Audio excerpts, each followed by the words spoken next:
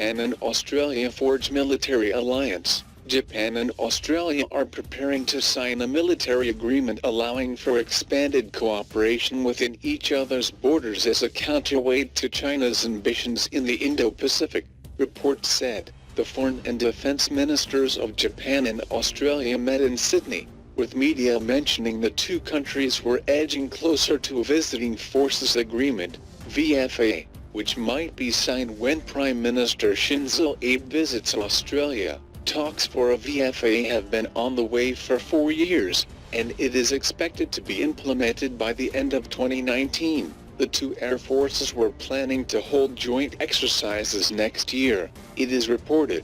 The closer cooperation between the two countries has been seen as a response to the increased aggressiveness of the Chinese, due to their forays into the South China Sea and close to Japan. The VFA with Australia, which regulates the details of drills held in each other's country, including the importation of weapons and ammunition, would be Japan's first. The proposed visiting forces agreement is the latest step in a progressive deepening of diplomatic and military ties between Canberra and Tokyo, as they seek to respond to increasing tensions on the Korean Peninsula and China's territorial claims in the South China Sea. China unveils Z-10ME attack helicopter. China unveils Z-10ME attack helicopter, billed as a low-priced alternative to the US-made Apache attack helicopter but with similar firepower and engine thrust. Chinese state-run media reported that the Z-10ME was an improved version of the Z-10 inches used by ground and air forces of the People's Liberation Army.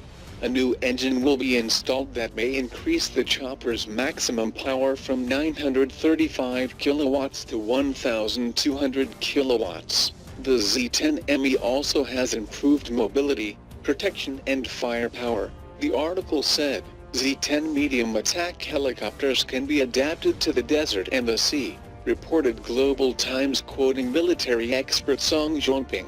Many countries in the Middle East, Southeast Asia and South America are in need of medium attack helicopters cheaper than the US-made AH-64 Apache but with sufficient firepower. Z-10 is a cost-effective choice, over which China enjoys full intellectual property rights.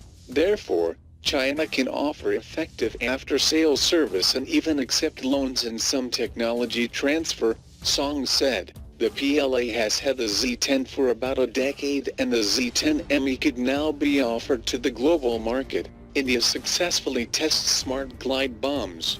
Garuda and Guruthma, two smart glide bombs manufactured by the research center Imrat DRDO Hyderabad have successfully passed the tests, putting India alongside the US and Israel in producing indigenous smart glide bombs. The weapons are likely to be inducted into fighter aircraft of the Indian Air Force once they complete the remaining cycle of tests. Scientists designed and manufactured its structures, aerodynamics, systems navigation and more.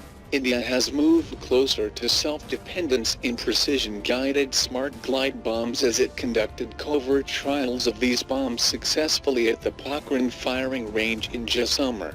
Contrary to conventional bombs that take a free flight after being dropped, these two smart bombs have winglets and onboard navigation and guidance systems, enabling them to hit the target with precision after being dropped from varying heights. Thanks for watching. Please like, share, and subscribe.